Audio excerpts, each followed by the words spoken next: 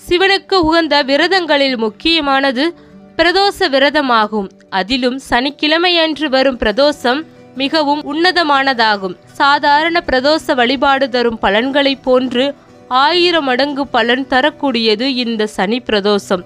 ஒவ்வொரு மாதமும் வளர்பிறை மற்றும் தேய்பிறை நாட்களில் வரும் திரையோதசி நாட்களில் மாலை 4:30 மணி முதல் 6 மணி வரையில் உள்ள காலம் பிரதோஷ காலமாகும்.